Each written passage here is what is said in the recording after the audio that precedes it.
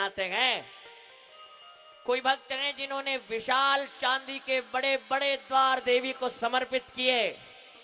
किसी ने विश्व का सबसे बड़ा चांदी का दीपक मां के मंदिर में लगवाया। किसी राजाओं ने सोने के देवी के सुंदर प्रभावलियां समर्पित करी। और ऐसे ही राव ऋणमल मां के चरणों में आकर एक दिन बोले कि मां, तुमने मुझे राजा बना दिया है। आपकी कृपा से मैं जांगल नरेश हो गया हूं। और मां, मैं आपके चरणों में 10 गांव समर्पित करना चाहता हूं।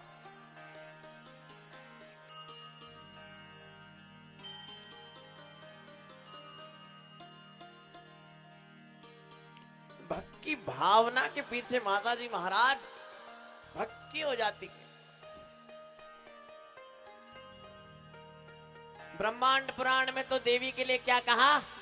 भक्ति वश्या, कि भक्ति से मां वश में आ जाती है, जैसा कहो वैसा करने लग जाती है, भक्ति के प्रताप से, प्रभाव से।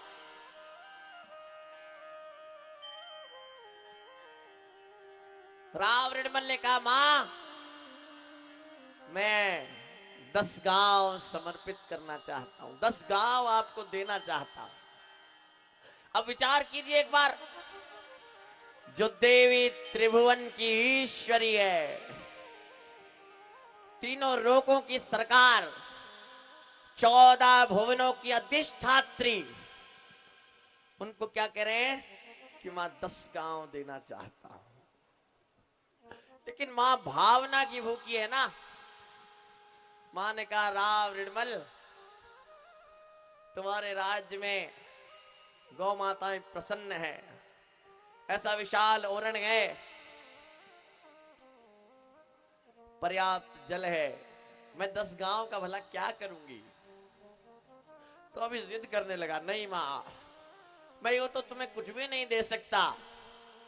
जब राव कान्हा का राज था तो आपकी गायों को कितना त्रास दिया गया। मां, मैं राजा बन गया, आपको ये भेंट तो स्वीकार करनी पड़ेगी। माता जी ने राव ऋणमल की प्रार्थना सुनी और कहा, जिस स्थान पर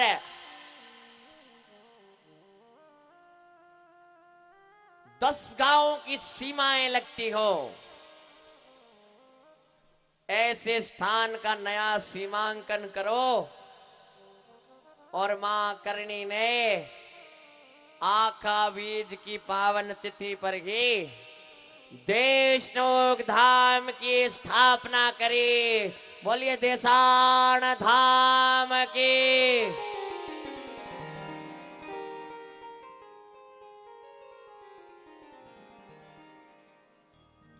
माता जी ने अपना प्रिय धाम देशनोक बसाया। और इस धाम का क्या महत्व बताऊं मैं आपको। जिस धाम में भगवती कितने वर्षों तक रहकर तपस्या करी, जिस ओरण की पावन धरा पर मां ने गौ माता की सेवा करी, अनगिनत भक्तों का कल्याण किया।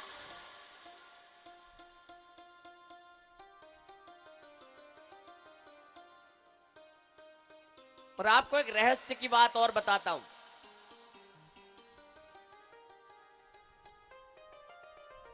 मैंने पहले भी निवेदन किया, यूं तो मां तुम कण कण में हो, तुम क्षण क्षण में हो, लेकिन मां हमारी पात्रता उतनी नहीं है। इसलिए इस धरा पर 51 शक्तिपीठों का निर्माण हुआ। ये शक्तिपीठ क्या है? ये देवी के जागृत केंद्र है। जब हम इस गृहस्थी की गाड़ी में चलते चलते डिस्चार्ज हो जाते हैं, हमारी गृहस्थी की गाड़ी में तेल खत्म हो जाता है। और आजकल तो इलेक्ट्रिक गाड़ी आ रही है, जब गाड़ी की बैटरी खत्म हो जावे तो ये मां के धाम है, जहां पर शीश नवाकर हम चार्ज हो जाते हैं। जिस पावन धरा पर जाकर हमारे अनेकों कष्ट कट जाते हैं, जहां पर माथा नवाने से मां हमारे बुरे कर्मों को काट कर हमारे जीवन में सुखों को भर देती है, कृपा करती है। इसलिए जीवन में कभी संकट आ जाए, चारों ओर केवल अंधेरा ही अंधेरा दिखे और ऐसा लगे अब कुछ भी संभव नहीं है, तो मां के इस देश नोक धाम में चले जाना। ये वो स्थान है कि जब आप मां की ओरण में भी प्रवेश करेंगे तो कहीं बैठे मां के पार्षद तुरंत सूचना देंगे कि मां ये व्यक्ति इस कार्य को अपने मन में लेकर आए हैं, इनका क्या करना है। और उस धरा का कॉन्स्टिट्यूशन ही ऐसा है, उस धरा का संविधान ही ऐसा है कि मां की शरण में इस देशान धाम में कोई आता है तो मां उसे अपनी अनन्य शरण में ले लेती है। हम तो एकलगढ़ की पावन धरा पर बैठे हैं। पीछे इस पोस्टर पे भी प्रातस्मरणीय परम पूज्य मां भारती के वीर सपूत, जिन्होंने चारण जाति में जन्म लेकर अपना जन्म देवी उपासना से प्रारंभ कर राष्ट्र की मां भारती की उपासना कर पवित्र पावन किया, सार्थक किया, ऐसे परम पूज्य जोरावर सिंह जी बारठ, जो 2 दशक से भी अधिक इस भूमि इस स्थान पर रहे। और मैं धन्य मानता हूं इस गांव के आप सबके पूर्वजों को, जिन्होंने ब्रिटिश सरकार से लड़कर, ब्रिटिश सरकार से बिना डरे, बिना लोभ से ग्रसित हुए सीधी टक्कर ली और 20 से भी अधिक वर्षों तक जोरावर सिंह जी को इस गांव में शरण दी। आप विचार कीजिए, कोई एक भी व्यक्ति ऐसा निकल जाता जो ब्रिटिश सरकार को कहता कि मैं इस क्रांतिकारी को आपको हाथ में सौंपूंगा, मुझे इनाम क्या मिलेगा। और उस समय के क्रांतिकारी तो देश के दुश्मन हैं, ब्रिटिश सरकार के शत्रु थे, कितने कितने इनाम इनके सर पे रहते थे। लेकिन हमारी संस्कृति, इस धरा की पुण्याई, आपके पूर्वजों की राष्ट्र के प्रति समर्पण को आज हम देख रहे हैं। और उसी का प्रताप है कि आज मां करणी ने आप सब पर ऐसी कृपा करी है और एकलगढ़ के भीतर ऐसी विशाल करणी कथा का आयोजन हो रहा है। बोलिए कर्नल मात की। आपको लेकर चलता हूं उस दौर में मैं, और हम प्रयास करते हैं इन पर्चे, इन परवाड़ों, इन चमत्कारों से देवी की महिमा को जानने का। इस गहरे सागर में गोते लगाएं और जाने की मां की लीलाएं हैं कैसी। ये वो दौर है जब बच्चा बच्चा मां भारती की स्वतंत्रता के लिए अपने प्राणों को निछावर करने के लिए तत्पर था। जब हमारे देश में महान क्रांतिकारियों ने अवतार लेकर बेड़ियों में बंधी मां भारती को आजाद करने के लिए हर तरह से अपनी शक्ति को झोंक दिया। और ऐसे में कुछ देवी के उपासक थे जिन्होंने करणी जी के चरणारविंदों का आश्रय लेकर मां भारती की सेवा, मां को स्वतंत्र कराने का ऐसा निश्चय किया। मैं बात कर रहा हूं प्रातस्मरणीय आदरणीय केसरी सिंह जी बारठ, जोरावर सिंह जी बारठ, प्रताप सिंह जी बारठ।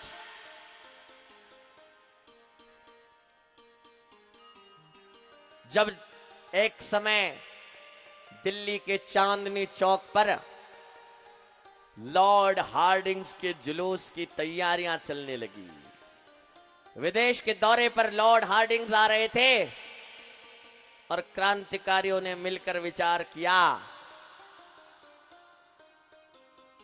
ये जुलूस इसलिए निकाला जा रहा है ताकि आम जनता को पता चले कि कैसे ब्रिटिश सरकार हुकूमत कर रही है और कैसे तुम्हारा देश गुलाम बन चुका है। तुम्हारे देश पे हम हाथी घोड़ों पर सज के जाएंगे।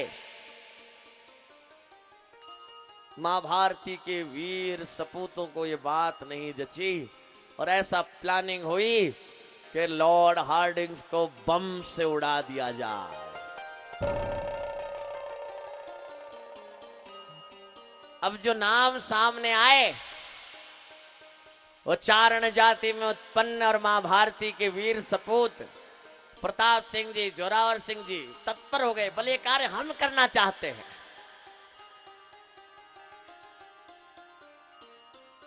चांदनी चौक पर भयंकर भीड़, व्यक्ति से व्यक्ति टकराए हुए, गाजे बाजों के साथ लॉर्ड हार्डिंग निकलने लगे और एक ग्रेनेड जिसकी पिन मुंह से निकाल कर ग्रेनेड फेंका।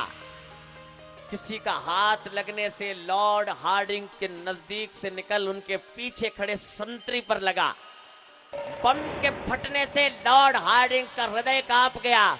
उस संतरी के तो चिथड़े चिथड़े उड़ गए और ब्रिटिश सरकार की नींवें हिल गई।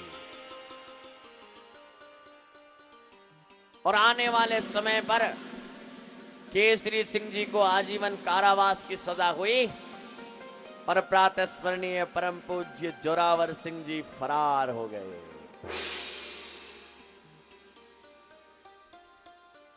जोरावर सिंह जी को तो आज भी राजस्थान का चंद्रशेखर आजाद कहा जाता है। जो आजाद ही जिया था, आजाद ही मरूंगा। इधर केसरी सिंह जी तो कारावास काट रहे हैं, उनकी सूचनाएं आती थी। उनकी धर्मपत्नी माणिक कंवर और जोरावर सिंह जी की पत्नी अनूप कंवर बाईसा, ये दोनों चचेरी बहनें थी। केसरी सिंह जी तो कारावास में हैं, लेकिन जोरावर सिंह जी का कुछ पता नहीं है। 7 वर्षों से भी अधिक हो गए हैं। हर आहट पे लगता है कहीं वे आ तो नहीं गए। रात सोते सोते अचानक कई बार अनूप कंवर बाईसा की आंख खुल जाती है। हृदय डर जाता है कि कहीं कोई दुर्घटना तो नहीं हो गई। जब समय का बांध ही टूट गया तो दोनों बहनें मां करणी की शरण में आ गई, इस देशनोक धाम में आ गई और नवरात्रों का अनुष्ठान करने लगी। और माताजी महाराज, हम बालक हैं, हम अधिक तो नहीं जानते, लेकिन शास्त्र प्रमाण है कि तुमने भी जब शिव की उपासना करी, जब शिव के लिए तपस्या करी, तो फिर कैसे करी? भूखे रहकर खाना पीना छोड़ दिया, फिर पत्तों पे रहने लगी, फिर पत्ते भी छोड़ दिए मां। रामचरितमानस में क्या कहा? अस तप काहू न कीन भवानी, भय अनेक धीर मुनि ज्ञानी। ऐसा तप भवानी किसी ने नहीं किया। यूं तो धरती पे बड़े धीर मुनि और ज्ञानी हुए, वहां हम तो आपके बालक हैं, हमारे भीतर आपका डीएनए है। दोनों आई और मां के दरबार में भोजन त्याग दिया, केवल जल पे रहने लगी। किसी से कहा नहीं मन में क्या इच्छा है, क्या भावना है, किसी से कहा नहीं कैसा व्रत है। अगले दिन मंगला आरती हुई और माताजी महाराज, बारीदार जी, पुजारी, दीपावत सरदार के सपने में आकर बोली, मैं भोग नहीं ग्रहण कर रही हूं। मेरी 2 बालिकाएं, मेरी सुहासिनियां मेरे दरबार पर भूखी बैठी है, मैं भोग नहीं ले रही हूं। बारीदार जी तुरंत आए, आरती के पश्चात प्रार्थना करने लगे, आप रसोड़े में चलिए, भोजन लीजिए, आपके पीछे मां भूखी बैठी। अब हम कोई तप करते हैं, कोई त्याग करते हैं, कोई तपस्या करते हैं, कोई अनुष्ठान करते हैं, कुछ प्राप्त करने के लिए, मां को मनाने के लिए, मां को रिझाने के लिए। बालक क्या कहता है? मां मैं भूखा रहूंगा, मुझे जब तक तुम ये नहीं दोगी, ये नहीं दिलाओगी। और जब सारे संसार से आश्रय छूट गया, मां के दरबार में आ गए। दोनों भाई साहब हाथ जोड़ने लगी, बारीदार जी आप ऐसा मत कहिए, हम किसी मनोती को लेकर आए हैं। बारीदार जी ने कहा, मां के इस दरबार में आते ही आपकी मनोतियां स्वीकार होना प्रारंभ हो गई है, आप ऐसा न कीजिए। और हमारे संस्कार है ना, नवलाख के उपासक, नवलाख का धूपिया उठाने वाले बारीदार जी, उनकी बात कैसे टाले। रसोबड़े में आई, पहला निवाला मुंह में लिया और आंखों से आंसू झरने लगे कि मां तू चाहती ही नहीं है कि मेरे मन की हो जाए, इसलिए मेरा यह अनुष्ठान भी तूने तुड़वा दिया। मैं भूखी रहकर ही तुझे मना रही थी और तूने ऐसी लीला करी कि मुझे खाना खाना पड़ रहा है।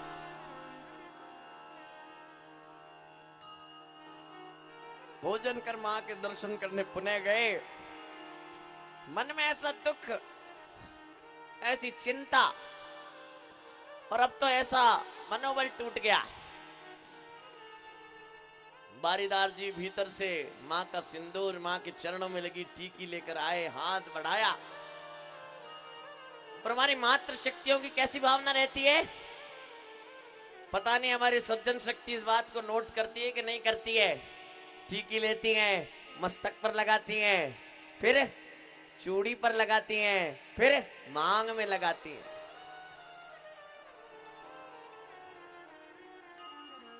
अपने लिए तो बाद में, पहले अपने सुहाग के लिए माताजी महाराज के उस सिंदूर को लगाती हैं। क्या कामना करती हैं कि मां तू मुझे अमर सुहागन रखना। आप तो सौभाग्य की मूर्ति हैं देवी, आप मुझे अमर सुहागन कर देना। आपके चरणारविंदों की ये टीकी मैं लगा रही हूं। लेकिन जब अनूप भाई साहब उस टीकी को लगाने लगे, मां को उल्हाना देने लगे कि देवी मैं किस अधिकार से ये तिलक अपनी मांग में भरूं, मैं किस अधिकार से ये तिलक अपनी चूड़ियों पर लगाऊं। मेरे सुहाग का तो कुछ अता पता नहीं है, वे जीवित भी हैं या वीर गति को प्राप्त हो गए हैं। और एक तू है जिसे मैं बार बार कह रही हूं और तू भी मेरी सुन नहीं रही। पर कहते हैं ना, ये डाढ़ाली डोकरी है, और डोकरी है जिसकी ओल्ड मेरी भाषा जल्दी सुने है। और ऐसे में ध्यानस्थ होकर आंखों से आंसू झर रहे हैं। माता जी के प्रति इतना अधिकार है भक्त का कि मां को उल्हाना दे रही हैं और ऐसी प्रार्थना करने लगी हैं। अनूप कंवर भाई साहब,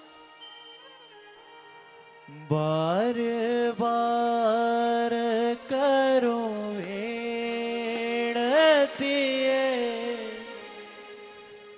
सुरराया महामाया कठोड़े लगाए अति जे अम्बे माँ कठोड़े लगाए अति जे अम्बे माँ बार बार करो दिए सुरराया महामाया कठोड़े लगाए अति दे अम्बे माँ कठोड़े लगाए अति दे भवानी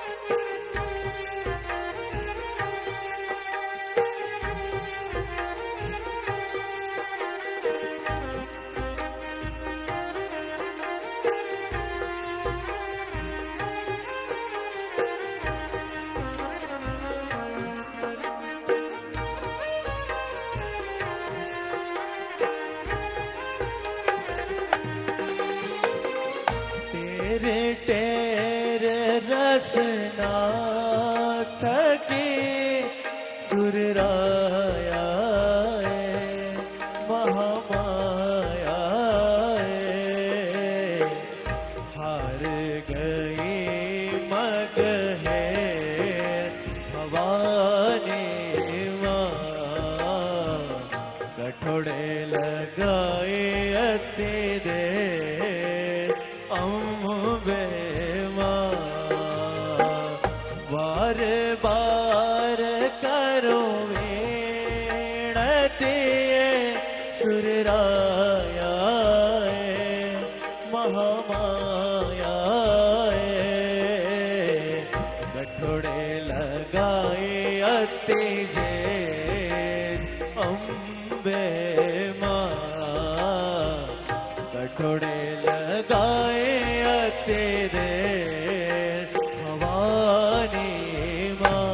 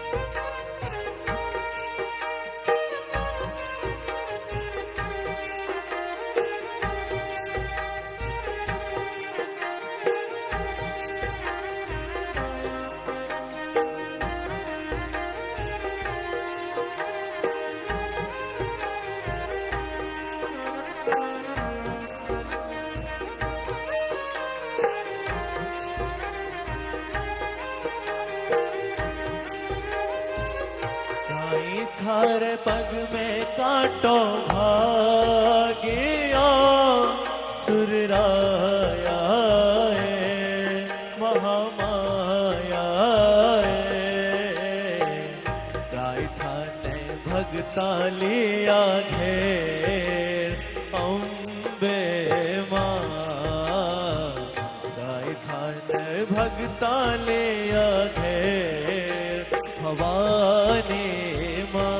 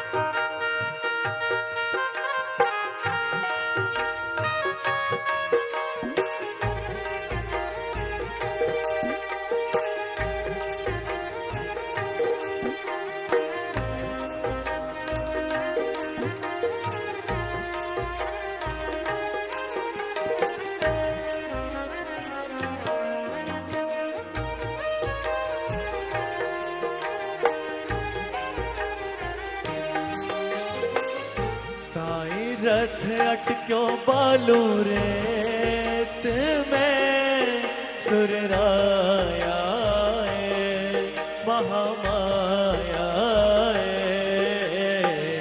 गाय थारो थक गयो शेर अम्बे माँ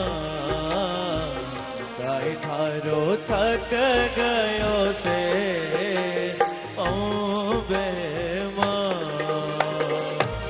बार बार करूं विनती सुरराया महामाया थोड़े लगाए अति जेल अम्बे माँ कठोड़े लगा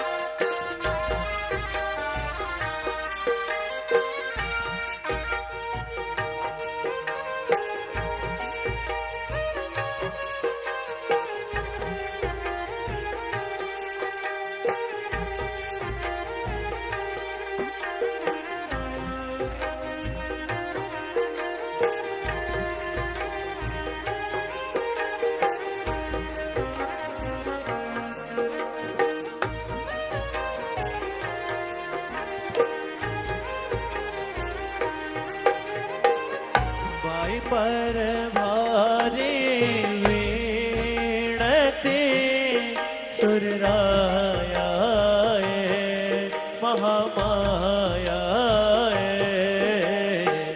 रखो मारे चूड़ले पे मैं अम्बे माँ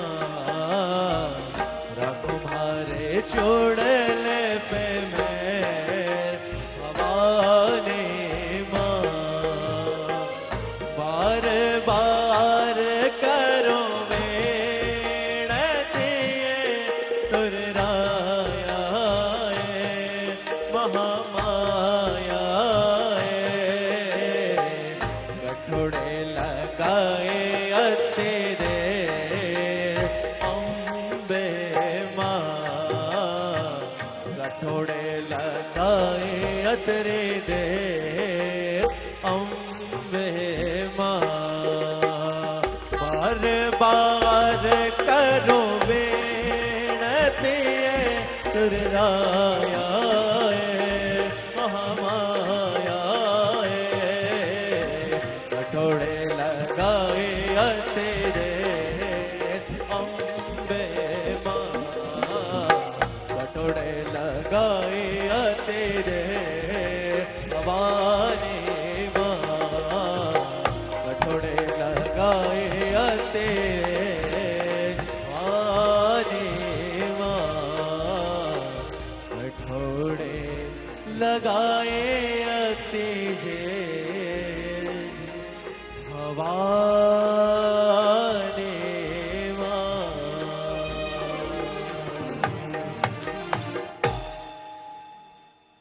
बोलिए करणी जी महाराज की। माँ को ऐसी उल्हाना दी है कि माँ मैं किस अधिकार से तुम्हारे चरणार बिंदों में लगी है टीकी अपनी मांग में भरूं और ऐसी महान लीला हुई कि माँ को प्रणाम कर जैसे परिक्रमा में अनूप भाई साहब गए जोरावर सिंह जी जो देवी के महान उपासक रहे ऐसे भयंकर समय में भी ब्रिटिश राज्य को चकमा देकर शक्ति को ग्रहण करने के लिए यथा समय देशनोक धाम आकर मां के दर्शन किया करते थे और काले शॉल को लपेटे हुए जिसमें केवल आंखें दिख रही थी परिक्रमा के भीतर जोरावर सिंह जी और अनूप भाई साहब का मिलन हो गया।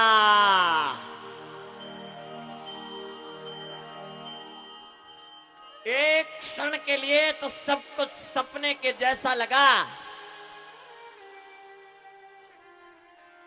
7 वर्षों की कठिन तपस्या मां के दरबार में आकर मां से प्रार्थना और माता जी महाराज ने ऐसा चमत्कार कर दिया दोनों ने एक दूसरे को देखा जैसे 2 सरिताएं मिल गई हो। अपना कुशल क्षेम बताया कहा मैं तो इस किन्याणी करणी जी महाराज के चरणों का आश्रय लेकर मां भारती की सेवा में हूं तू मेरी चिंता मत कर।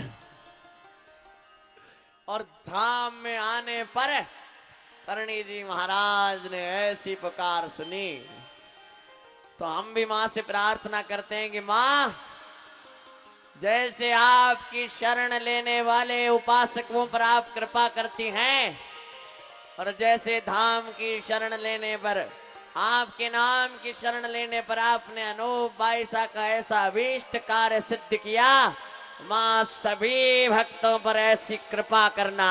बोलिए कर्णन मात की। और क्योंकि माता जी महाराज यहां विराजमान है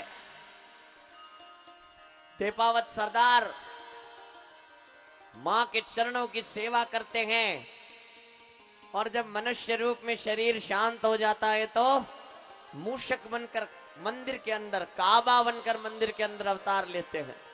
और वो सिस्टम तो खाली दीपावता वास्ते है। ऐसे बड़े बड़े सिद्ध संत और उपासक हुए जिन्होंने मां से प्रार्थना करी कि मां हमें आपके पास ही रख लो, हमें आपके ओरण में रख लो। और माता जी महाराज ने बड़े सिद्ध संतों को बोरड़ियों का शरीर देकर ओरण में ये महान बोरड़ियों का वन बना दिया।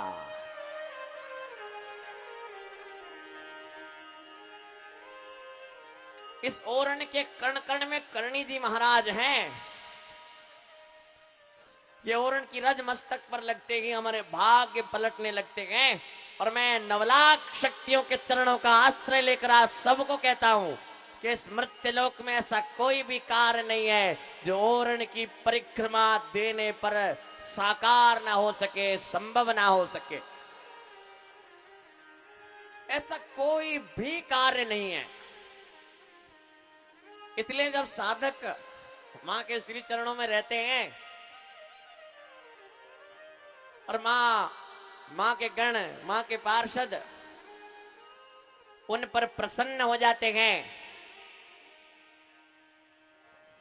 और उन्हें कहते हैं कि हम विमान लेकर आपको लेने आए हैं। माताजी महाराज आपकी भक्ति से प्रसन्न होकर आपको नाना लोकों में, आपको स्वर्ग, आपको मोक्ष प्रदान करना चाहती है। तो साधक का भाव क्या रहता है कि श्री देसाण वास मोहे दीजे,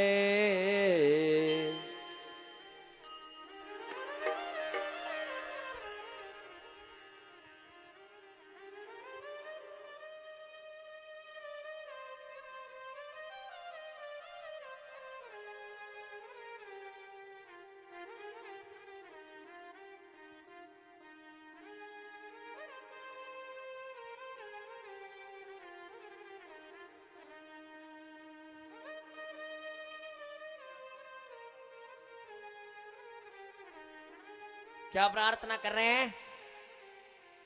श्री देसाण वास में पाऊं, ओरण तज कहीं न जाऊं। श्री देसाण वास में पाऊं, ओरण तज कहीं न जाऊं। देसाण वास में पाऊं, तज मोक्ष न चाहूं।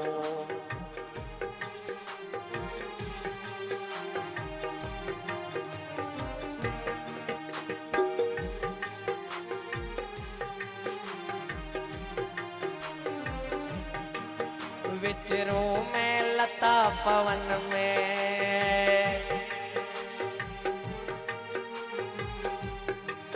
विचरूं मैं लता पवन में, मथारे बोरड़िया रे वन में।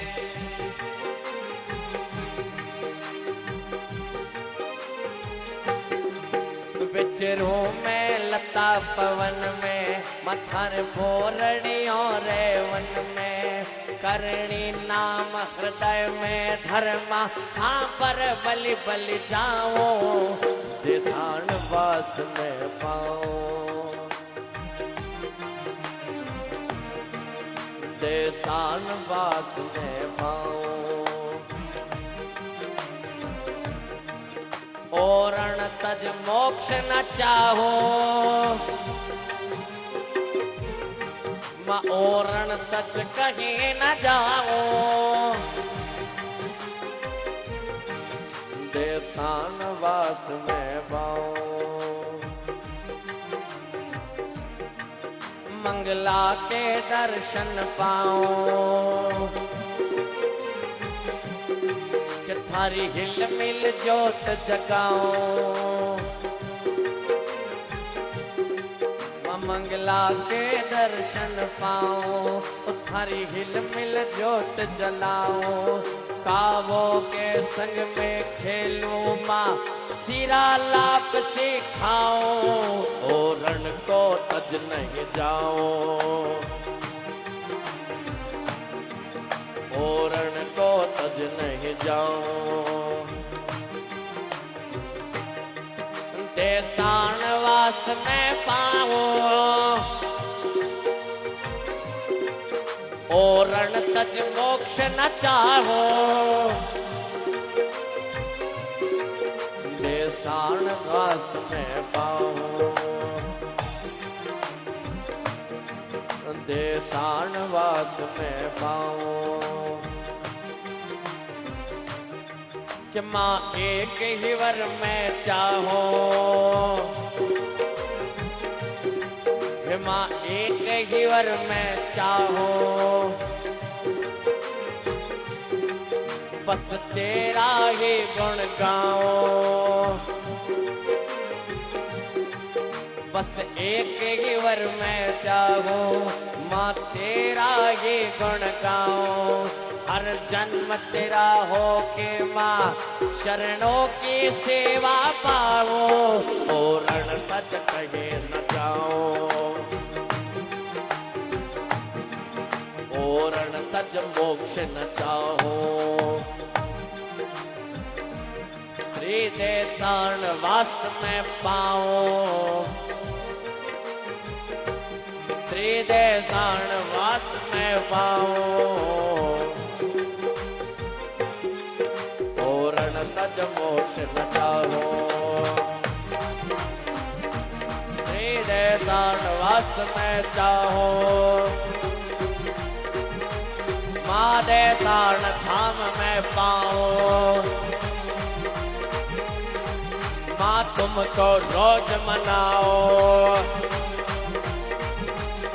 हर थारे चरणारा दर्शन पाओ हरि हिल मिल जोत जगाओ ओरण तज कहे न जाओ ओरण तज कहे न जाओ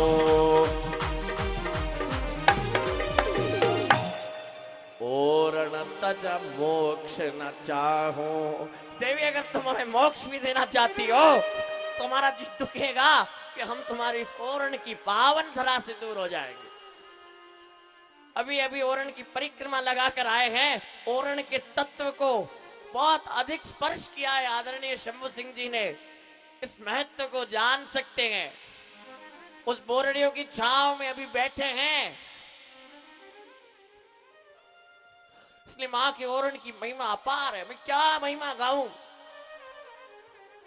एक बार एक बहुत सुंदर वृतांत आता है आदरणीय रामोदान जी देपावत मां के अनन्य उपासक लगभग 60-70 साल पुराना ऐसा संस्मरण है एक कोई संत ओरण की परिक्रमा देने आए हुए थे गर्मी का महीना था और देपावत तो मां के दास हैं मां ने उन्हें नियुक्त किया है उनका दायित्व क्या है कोई भक्त आए उनके दर्शन की व्यवस्था उनके आराम की व्यवस्था रामोदान जी भोजन फल दूध आदि लेकर गए कहा महाराज थोड़ा दूध पी लीजिए महाराज ने कहा मैं तो देवी के परिक्रमा करने आया हूं परिक्रमा से पहले कुछ नहीं लूंगा अब महाराज आप कहां से बता रहे हैं महाराज ने बताया कि ऋषिकेश मां गंगा के पावन तट से आया हूं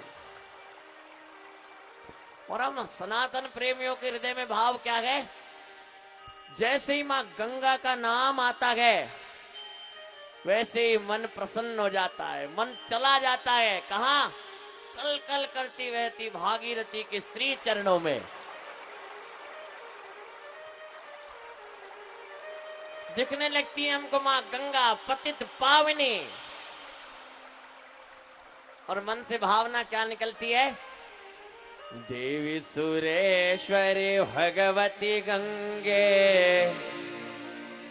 त्रिभुवन तारिणी तरल तरंगे।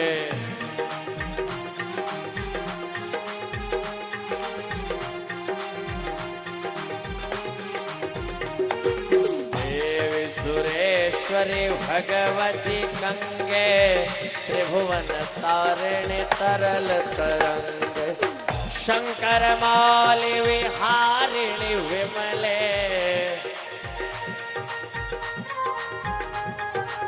मम मतिरास्तां तव पद कमले।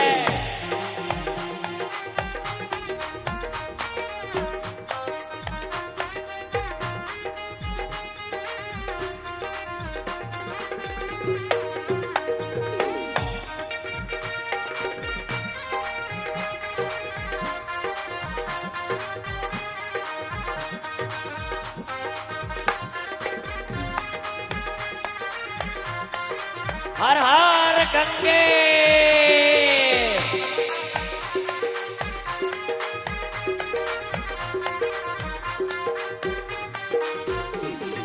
भागीरथी सुखदायिनी माता, तव चल महिमा निगमे ख्यात।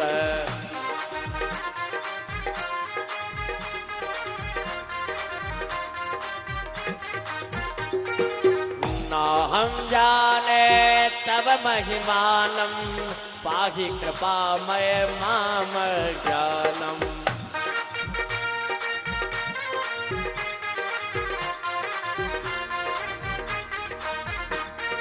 देवी सुरेश्वरी भगवती गंगे, त्रिभुवन तारिणी तरल तरंगे।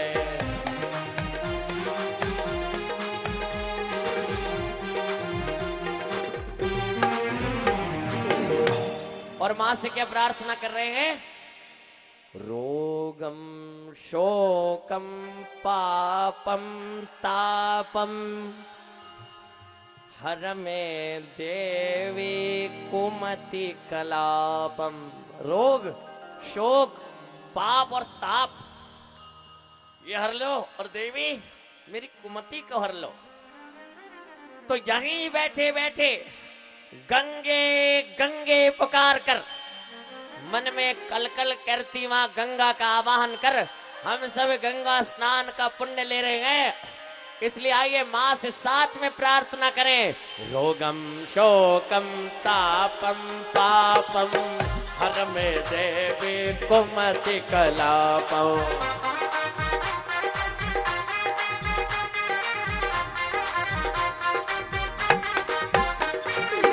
त्रिभुवन सारे वसुधा हारे,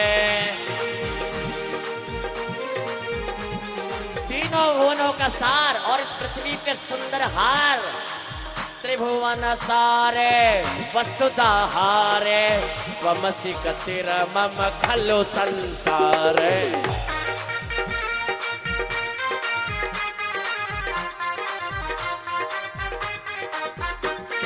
भगवती देवी सुरेश्वरी गंगे, त्रिभुवन तारिणी तरल तरंगे। भगवती देवी सुरेश्वरी गंगे, त्रिभुवन तारिणी तरल तरंगे। भगवती देवी सुरेश्वरी गंगे,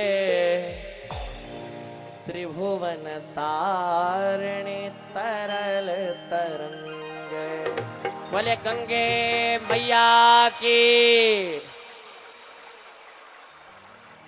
मैं आप सबका बालक हूं। हम दोनों भाइयों पर मां की कृपा है कि गंगा मां का प्रवाह तो सहस्त्रों वर्षों से है, लेकिन मां ने हम दोनों भाइयों को ये सौभाग्य दिया कि एक नहीं 2 बार हमने मां गंगा को करणी जी महाराज की कथा सुनाई। मां करणी की गाथाएं गंगा मां को सुनाई। और ऋषिकेश में राम स्तंभ पर मां के जो भक्त वहां उपस्थित थे, उन्होंने देखा और हजारों लोगों ने लाइव टीवी पर भी देखा कि गंगा मां की जो लहरें थी, तरल तरंगे थी, वो 6-6 फीट ऊंची चल रही थी। जैसे मां गंगा करणी मां की स्तुतियां, मां की कथा सुनकर अति प्रसन्न हो। ऐसे ऋषिकेश से ये संत आए थे। कहा बेटा तुम ऋषिकेश आओ तो आश्रम जरूर आना। कहा महाराज आप रो आश्रम कटे में कटे ढूंढा था ने। रामूदान जी दीपावत सोचो कि आ बात तो सही है, महाराज कह रहा है कि बटे आओ जन जरूर आ जाओ। कहा पूरे ऋषिकेश में किसी से भी पूछ लेना पुरानी झाड़ी के महाराज जी कहां मिलेंगे। पुरानी झाड़ी मेरा आश्रम है, ऋषिकेश में बच्चा बच्चा जानता है। कुछ समय बीत गया। रामूदान जी एक बार ऋषिकेश गए हुए थे, याद आई कि भाई महाराज अपन ने उरण में मिलिया। हाँ बे क्यों बेटा आजो तो अब के आश्रम जरूर रुक जाओ। भी महाराज ने ढूंढा। क्या ढूंढा महाराज ने? कहा बच्चा बच्चा जानता है पुरानी झाड़ी के महात्मा जी को। पूछन लग गया तो बटकी नहीं ठा को नहीं, सब पुरानी झाड़ी आज कोई सुनी को नहीं कदई। दो चार जगह पूछा। रामोदान जी कहे महाराज भी झूठ तो कौन बोल सके, काहे चक्कर हो। एक वृद्ध संत बैठे थे, उन्होंने कहा बेटा क्या पूछ रहे हो? पूछा महाराज मैं करणी माता मंदिर देशनोक से आया हूं, वहां हमारे करणी जी की परिक्रमा देने के लिए पुरानी झाड़ी के महात्मा आए थे। उन्होंने मुझे कहा था ऋषिकेश आओ तो आश्रम में रुकना, मुझसे मिलके जाना। मैं पुरानी झाड़ी के महात्मा जी को ढूंढ रहा हूं। उस वृद्ध संत के मुखारविंद पे मुस्कान आ गई। कहा बेटा राम सुखदास जी महाराज ने गीता भवन का निर्माण जिस स्थान पर कराया है, आज से लगभग 100 वर्ष पूर्व उसी स्थान को पुरानी झाड़ी कहा जाता था। और वो महात्मा जी तो कई वर्षों पहले भगवान के लोक में चले गए। वो तो कोई सूक्ष्म शरीर लेकर करणी मां की परिक्रमा करने आए थे और परिक्रमा में तुम्हें मिले हैं। तुम्हारा बड़ा सौभाग्य है। हक्के बक्के रह गए रामोदान जी। 100 वर्ष पहले महात्मा जी ब्रह्मलीन हो गए, मुझे तो मिले। मुस्कुराकर कहा कि करणी जी महाराज ऐसी महाशक्ति हैं जिनके ओरण में बड़े बड़े संत ऋषि मुनि सूक्ष्म शरीर धारण कर विराजमान रहते हैं। और तो और पूरे ओरण की नहीं, यदि एक बोरडी की भी कोई परिक्रमा कर ले तो माता जी उसके कृपा के भंडार भर देती हैं।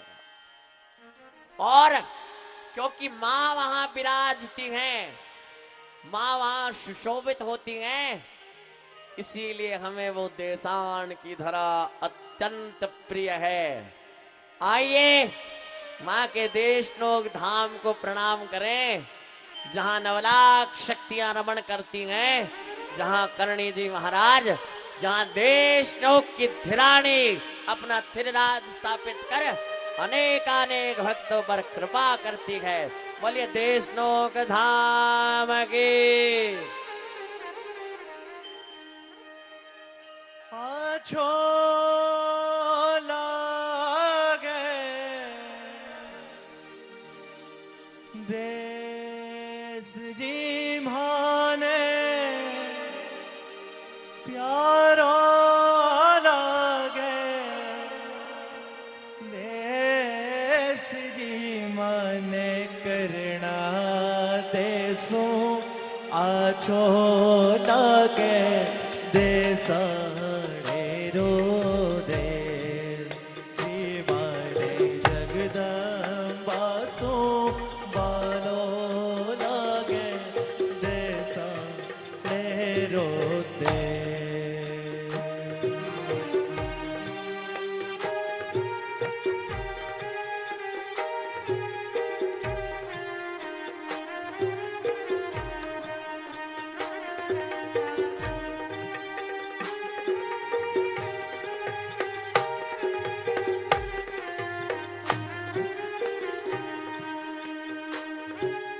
पग छायो मायो नहीं आयो शरणे शेष।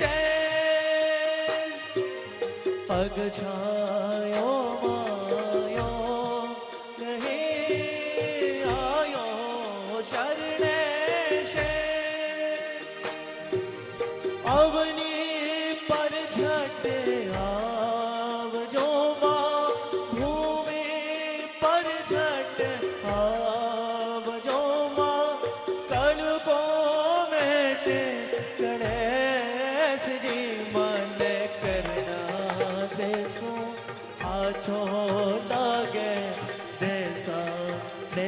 रोते जीवाने जगदम्बा सो बालो लागे देसाड़े रोते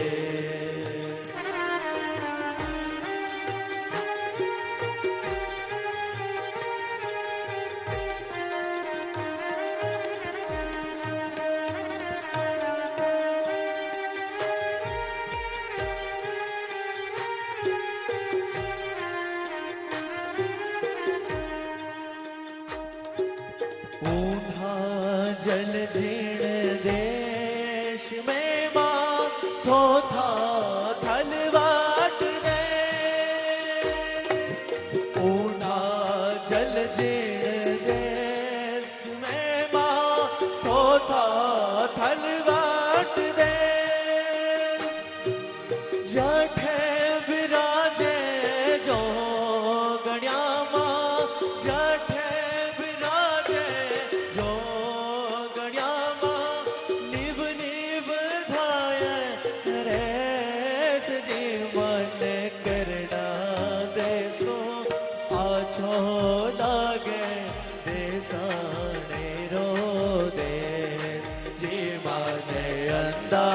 तासो बालो लागे देसाड़े रोते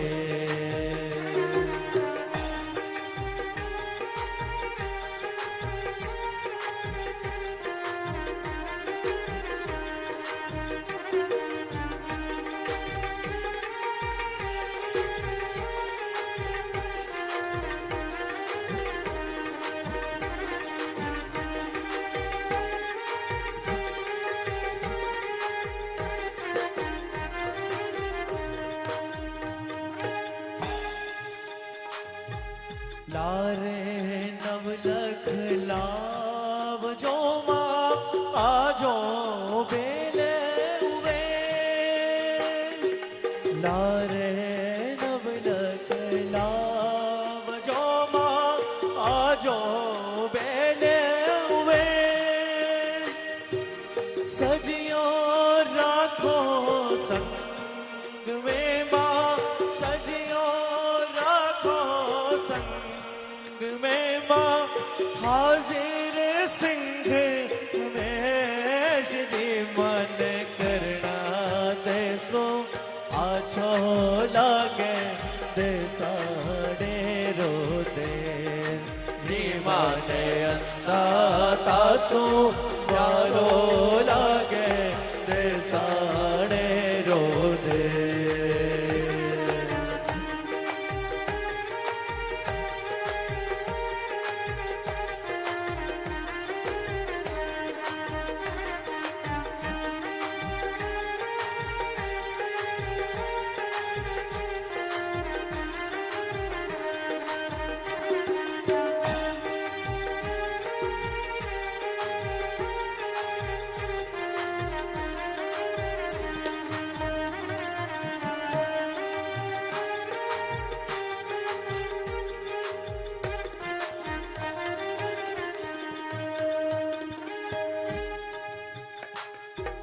सुख संपत्ति भगति सदा मां बगसो आप बिसे सुख संपत्ति भगति सदा मां बगसो आप विसे करुणा दयागे करे मां करुणा दयागे करे मां परिभार जी पेश जी मन करना देसो आछो लागे देसाड़े रो दे जी माने अंदा तासो बालो लागे देसाड़े रो दे जी माने जगदम्बा सो बालो लागे देसाड़े रो देश जी माने अंदा तासो बालो लागे देसाड़े रोते। बोलिए करणी जी महाराज की बोलिए देशनोक धाम की।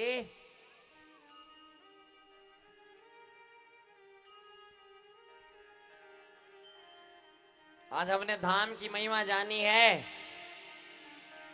और आज माताजी महाराज यहाँ पधारे हैं, आपके गांव के अंदर ऐसी लीलाएं प्रकट हो रही हैं, तो हम इस लक्ष्य के साथ आए हैं कि करणी जी के नाम की शरण, करणी जी के धाम की शरण हम सब ग्रहण करें, हम सब वर्ण करें। और अब की बार देशनोक जाएं तो ऐसा नहीं केवल गए दर्शन करे आ गए। महाराजाधिराज गंगा सिंह जी जैसे भक्त तो जब जाते थे, इतने बड़े राजा थे, फिर भी ओरण में प्रवेश पाते ही दंडवत प्रणाम करते थे। तो अब की बार देशनोक जाना तो पहले तीर्थराज, पहले उस तीर्थ को प्रणाम करना, देशनोक धाम को प्रणाम करना, और फिर वापस जाते हुए भी धाम से प्रार्थना करना कि हमें जल्दी बुलाना, हमारे सारे गुण तुम रख लेना, हमें गुणों के समूह से भर देना और करणी जी महाराज की कृपा हम पर बरसाना। बोलिए कर्नल मात की। माँ की जीवन लीलाएं आगे बढ़ने लगी और जैसा माताजी महाराज ने आज्ञा की थी अपने पति देव देवपा जी को कि आप मेरी छोटी बहन से विवाह कर अपना गृहस्थ धर्म आगे बढ़ाइए, देवपा जी और गुलाब बाई सा को 4 पुत्र रत्नों की प्राप्ति हुई, नगा, पूना, सीधा और लाखन। चारों ही बच्चे जिनकी बायोलॉजिकल मदर तो गुलाब बाई सा हैं, पर वे सब करणी जी को ही अपनी मां कहते हैं। चारों बालक छोटे छोटे हैं, कभी तो सपूत बन रहे जन तो माता जी पूछे, माता जी आप री काई सेवा करदा, आप रे कोई पूजा वास्ते जल ले आवा, आप रे पूजा पाठ रा कोई बर्तन वे मांजर ले आवा। और कभी आनंद में होते हैं तो माँ तपस्या में ध्यान में है तो भी माँ के चारों ओर घूमने लगते हैं, माँ को परेशान करते हैं। ऐसे में लाखन जी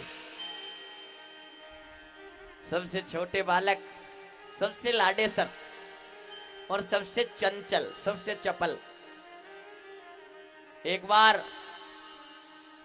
मित्रों ने कहा, लाखन कोलायत में मेलो भरी जो है, चाल आप चाल रावा देख रावा। अब लाखन जी तो मित्रों के साथ निकल पड़े और कोलायत के भीतर जहां कपिल मुनि का आश्रम भी है, वहां एक सरोवर है जहां कमल खिलते हैं। और आप जानते हैं जहां कमल खिलते हैं वहां नीचे दलदली सतह होती है।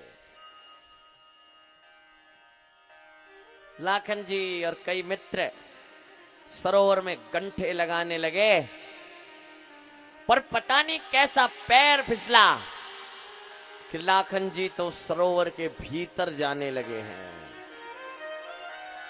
उनके मित्रों का ध्यान गया, किसी ने इशारे किए, पर तब तक बहुत देर हो चुकी। गोताखोर